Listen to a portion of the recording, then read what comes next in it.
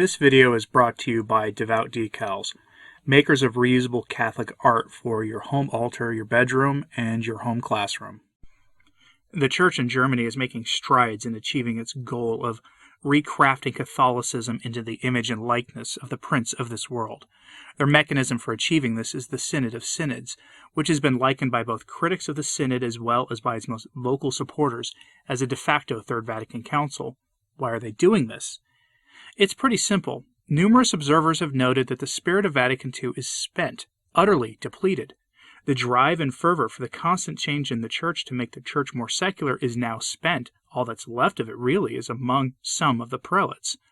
Thus the need for a new council and new spirit to animate the desire for change by the Modernists. But the question that has been asked by many is, Vatican II really spent? I think it is, and more so, I think the forced changes in the Church are failing before the Modernists' eyes, pushing them to bury the real faith and to push ahead without any real support from the laity. Let's examine the question. And the question is not being asked by someone who is skeptical of Vatican II, like I am, or who points to the numerous inconsistencies with what the Church taught before the Council and after. The question is being asked by Michael Pakaluk, writing over at thecatholicthing.org. And he describes himself as enthusiastically supporting the documents of Vatican II and all the contents therein. And he cites John Paul II as a luminary for his own way of thinking. This person is not a traditional Catholic by any stretch, and he asks the basic question. Headline: Is Vatican II spent? He makes 2 points really. The first, that Vatican II and any success it had relied heavily on personality and of the charisma of the pontiffs of the council, and second, that the council was never really received by the laity and is a dead letter. Let's start with the point 1, quoting him verbatim. I will give you my upbeat reason first. Consider any association. The Church is in several aspects an association, and let it adopt resolutions over how to change and improve, and then assign it the best possible leader, who understood these resolutions better than anyone, someone in fact who had already embodied them. Moreover, shower that leader with all kinds of divine assistance and give him the longest possible tenure for implementing them, and the widest audience. Now, I think most of us would say, well, that's it. Whatever is the result, that's the effect that the association should reasonably expect from its self-examination and its resolutions. You see the point. Vatican II understood itself as a quote-unquote pastoral council. Something pastoral is practical. Something practical is like a force that is exerted and applied within definite limits, or liken it to the seed that is sown, our Lord's image. Its effect depends upon receptivity and a whole lot of other things. But a pastoral intervention has a definite and limited effect by the nature of the case. So then regard it as positive or as depressingly meager, perhaps. But why isn't it the case that the energy and insight of Vatican II is already spent, that the harvest from the Council is now clear? And it consists, in a word, of whatever lasting effects come from the pontificate of John Paul II. End quote.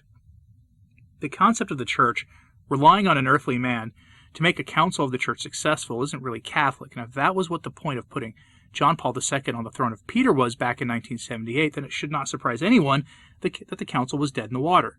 He may have reigned for nearly 30 years and may have had all sorts of good intentions, but at the end of the day, his leadership wasn't going to accomplish what cannot be accomplished.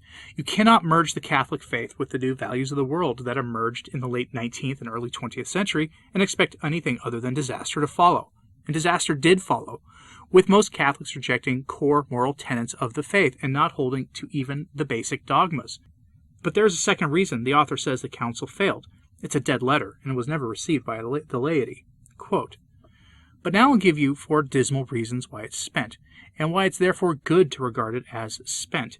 The first reason has to do with the practical meaning of what we say and do, and that there is in human affairs a limited time to establish meaning, definite meaning. Anyone who has actually read the documents of Vatican II knows that the documents say one thing, and that wide swaths of Catholics either have no clue about them or take them to mean something else. Now, this is not yesterday's problem. It has persisted for almost 60 years. In fact, no proper public meaning was ever established, except again by the pastoral acts of St. John Paul II.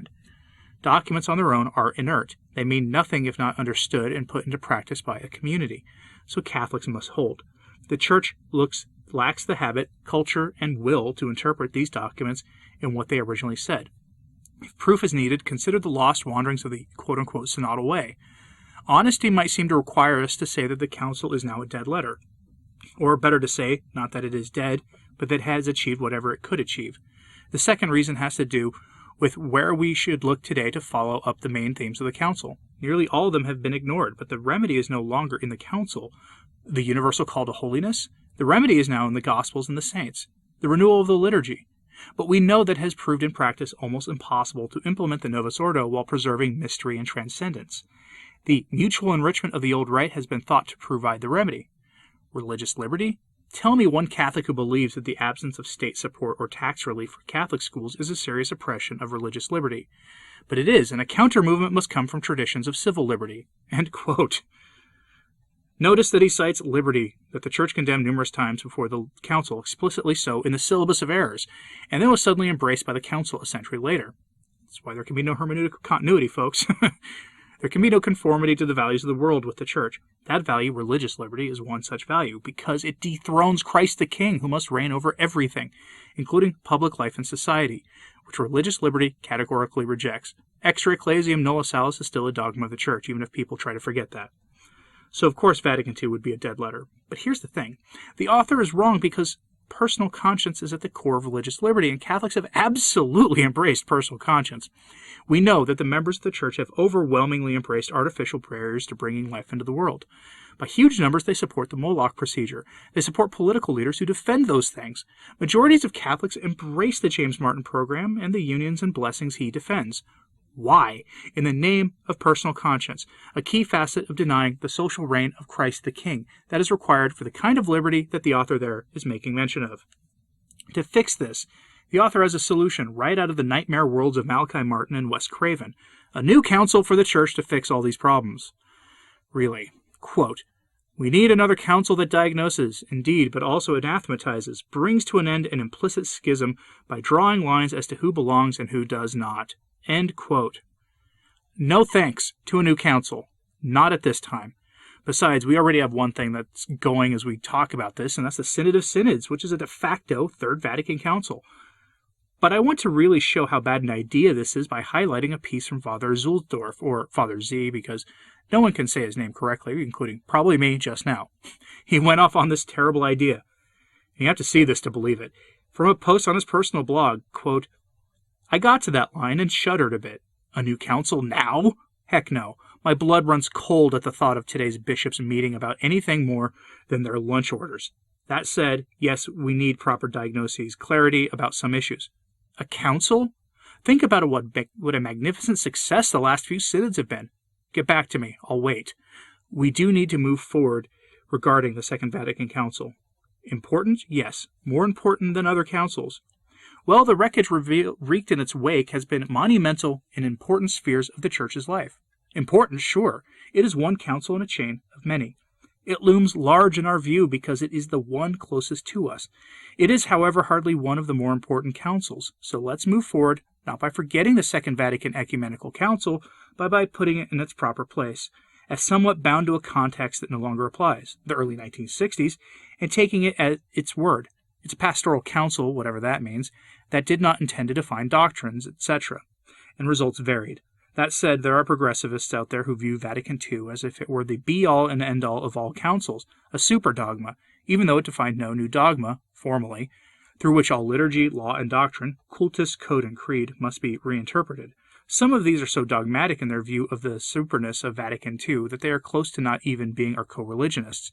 They have in effect put their view of Vatican II into their modernist blender and a golden calf came out. End quote. Where's the lie? That whole article is definitely worth your time, so if you want to read it, both that and the piece from the Catholic Thing, both are linked in today's show notes on my sources site at returntotradition.org. That's the name of this podcast, with a .org at the end. Look for the post with today's episode title for the links.